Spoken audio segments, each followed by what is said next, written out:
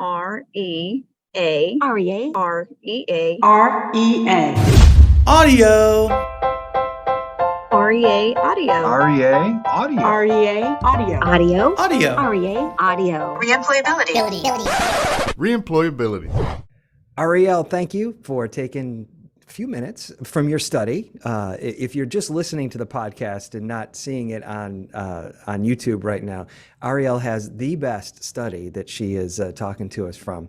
It looks really cool. So thanks for taking a few minutes to talk to us today. This is kind of a unique conversation that we're having. We've spoken with people with reemployability before, mostly on our service side, and talking about their interaction with injured workers and things like that. But we're going to take kind of a technology spin on things and learn a little bit more about your experience with reemployability, the technology that we utilize, but also some technology that we're seeing happen in the workers' comp world, so that folks can try to be as up to date and kind of forward thinking to get this whole industry kind of on track with where things are going in the future. So Arielle, thank you for being with us.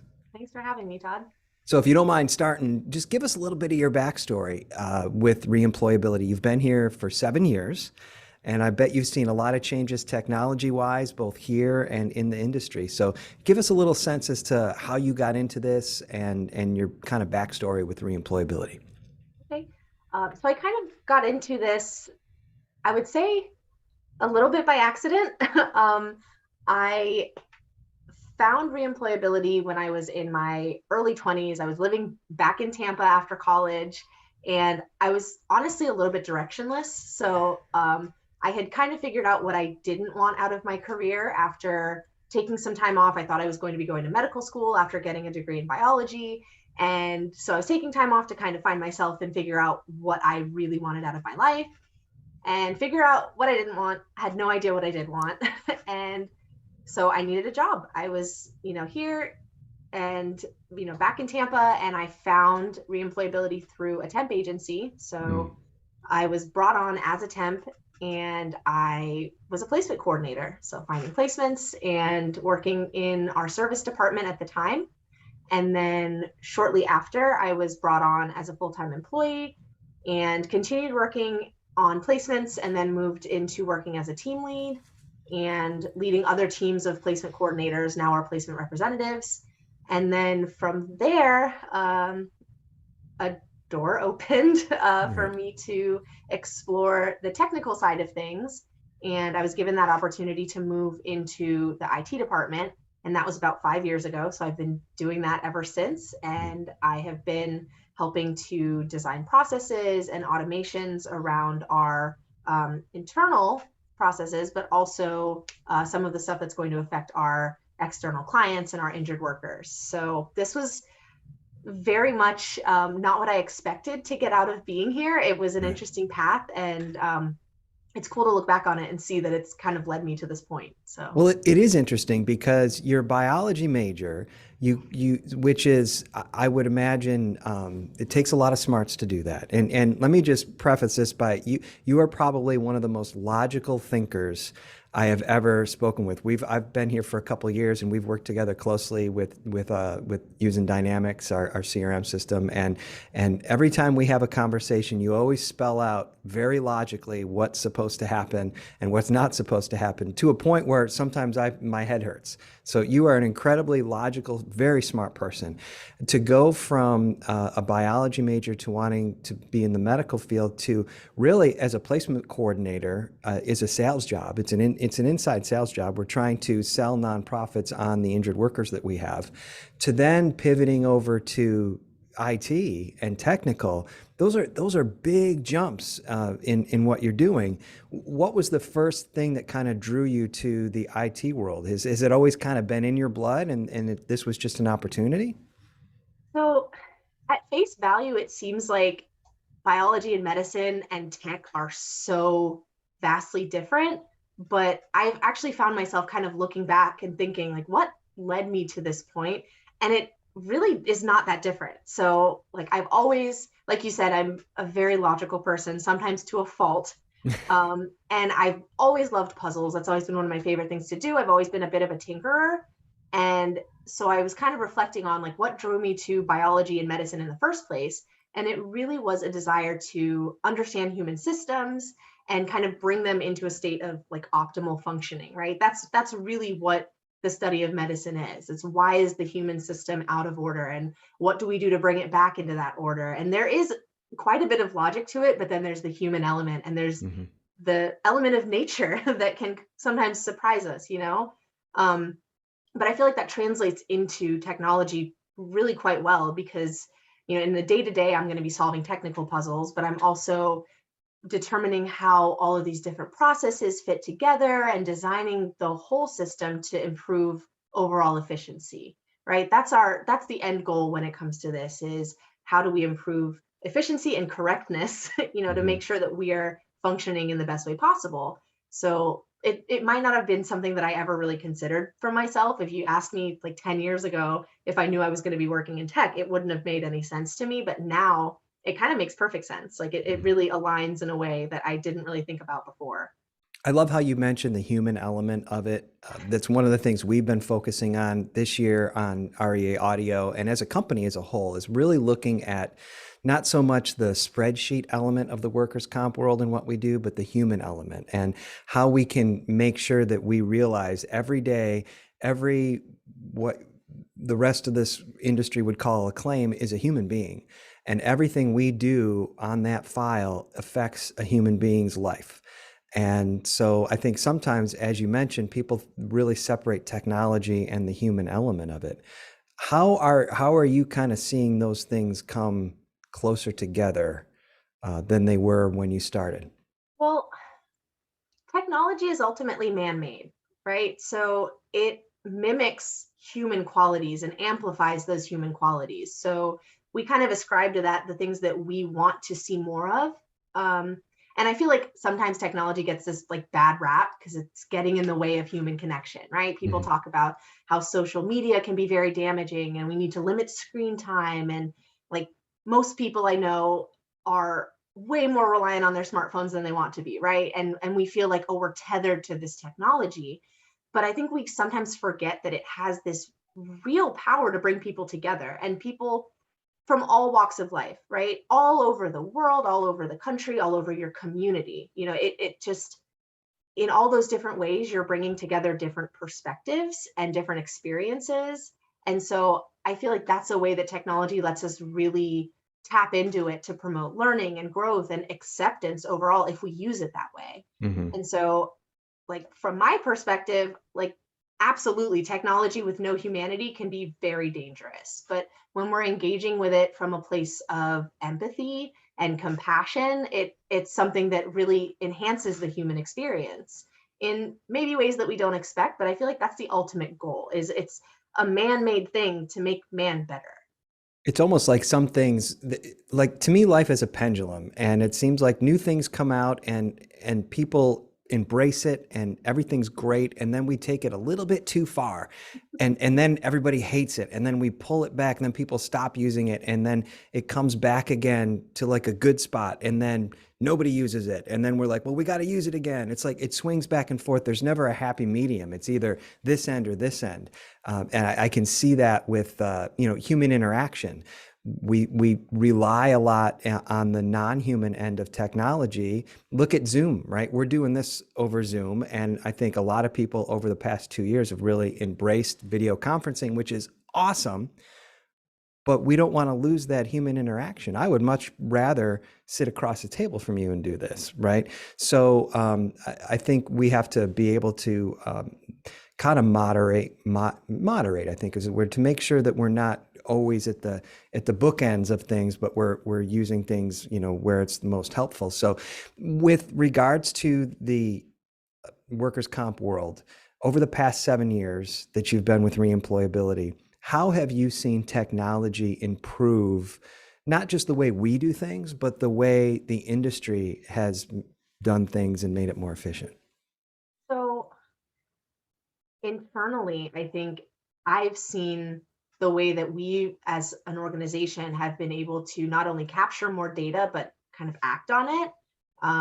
And it impacts our business strategy. It drives the overall decisions related to our internal processes, but it also gives us a way to kind of automate away the more tedious aspects of office work, and I think automation is kind of a dirty word, right? Because people think, well, you're automating this, you're taking away someone's job. And ultimately we're not. I think the goal of that kind of enhancement is to really empower employees to do what they do best, keep that human element and connect with other people and foster the relationships that keep the business thriving and that make you really want to come to work. I feel like anybody who you ask, like, what do they love about being here? It's the people. And it's not just the people you work with, it's the people that you get to interact with outside of the company as well. So I feel like that's been a huge thing internally that I've been able to see and get to be a part of, which has been amazing. But then in the industry itself, like you think about workers' comp and it's centered around people working with other people, and we do it internally and we have so many different parties. We have employers and adjusters and all of these different hands in the pot, right? But I feel like the biggest piece of technology at that point that's kind of had an impact in this industry has been the cloud as a whole, right? It's given us a new way for different organizations and teams and individuals to kind of interact with each other more closely. And, you get your data is accessible from anywhere, right? And people can collaborate in these digital spaces in ways that were really kind of impossible before then. Before then it was, okay, well, I want us to work on this thing together. Maybe technology is only so far that I can send you a fax instead of like, hey, we're working on this document live together and collaborating much more closely. So in our own organization, we have things like Dynamics and SharePoint to manage our own like database and documents and internal processes. But then that also extends to our use of the portal and real time. And that enhances the client experience and the individual's like injured worker experience with our program. So I feel like it's just been really interesting to see how much, like, as technology has grown, our ability to experience it together has also grown. What's really interesting is the way I keep thinking back about your progress to where you are now with ReEmployAbility. And we're going to talk a little bit about what your future holds, because we were just talking about that a little bit earlier. One of my experiences with people in the IT world is that communication. It seems like, and this isn't a knock on the IT world, people are so smart and so logical thinking that sometimes it's hard for them to express that and to educate and help people who may not necessarily think in the same way that they do, right? People think in different ways. That's why there's salespeople and IT people, and thank goodness we're all different. But it takes a special person to be able to take that logic, to take that IT mentality and share it with somebody who may not be as open to adoption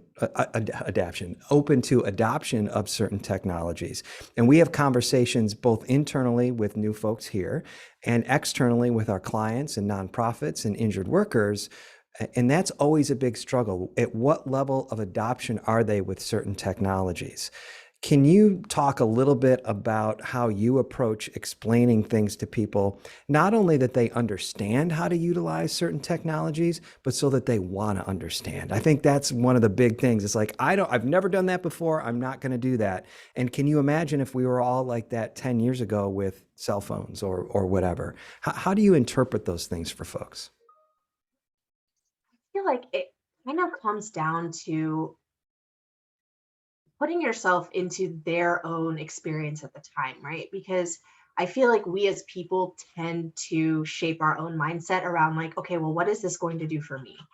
Right? And what is technology going to do for me? What has it done for me lately? And so I think there's this idea that adoption has to be centered around like, okay, this is happening, so you need to do it. Like, it's just the way it is, and we're riding this wave and all of that. But I really think that if you come back to a core of like, ultimately, this is going to enhance your experience. If I can get back to the why, if I can really help, and I feel like especially with people that don't necessarily understand the technical aspects of it, we focus on the why. We focus on, not only what problem are we trying to solve, but why have we chosen to solve it this particular way? And what impact is that going to have on you specifically? Because we can tell people all day long, this is the impact this is going to have on the business. And that's extremely important. But on an individual level, each person needs to understand how that is going to enhance their own experience. Mm-hmm. So I think it's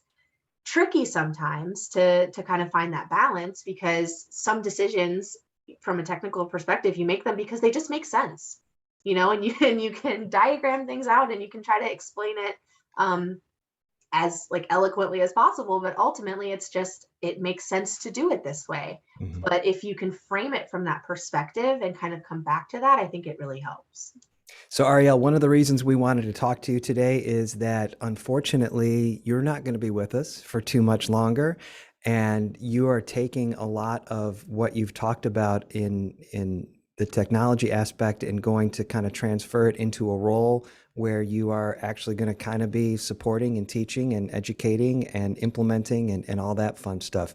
Can you just super briefly tell us where you're going, what that role is going to be? And then next week, what I'd like to do is talk to you a little bit more about some of the experiences you've had here with regards to the workers' comp world and how maybe we can help people who are struggling to get others to be integrated into the technology that we know is going to be necessary in order to be efficient and do what we need to do. So where are you headed, Arielle?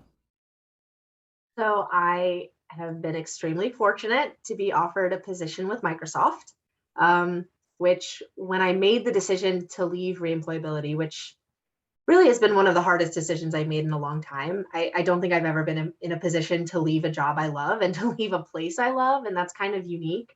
And I kind of wish that on more people, to find yourself in a position where like, I don't want to leave, but I've had to kind of think about what is going to really force me to grow in the ways that I want to continue growing. And so like, that's kind of what shaped it. And I am really, really excited to be going, but also it's extremely bittersweet. But I will be working as a customer engineer. So that is going to entail acting kind of as a technical advisor and doing a lot of what I'm doing here at ReEmployAbility, but on a bit of a larger scale, and trying to facilitate adoption across, large scale organizations, but also to help shape their own business strategies around the technology that's available, and to insert that in a way that's going to really help them grow and have an impact on whatever communities they might serve. So that's something that I'm really excited about. But I also recognize that, everything that I've done here at ReEmployAbility has kind of led to this point. I've been given a lot of opportunities, which I'm sure we'll kind of talk about the different roles I've had in the company, but it's been quite a ride, and I'm not so happy to be getting off. It's again, like, it makes me sad to think about, but I know that it's something that's going to be really good for me in the long term, and it's going to allow me to continue to have an impact. So I'm really, really excited about that. Well, we're certainly going to miss you, but I got you for one more week, so Yes. Don't go anywhere, okay? Sounds great. Thanks for listening this week to ReAudio. If you have any comments or suggestions for an upcoming episode, please let us know. Email todd@reemployability.com. Also, please follow ReAudio on Apple Podcasts or Spotify or Stitcher or wherever you get your podcasts. You can also check out more content at listentorea.com. We'll finish up with Arielle next week discussing where technology is going both in and out of the workers' comp world and how best to encourage and inspire folks to embrace new ways of doing things, making sure to keep it human. Have a fantastic rest of your week.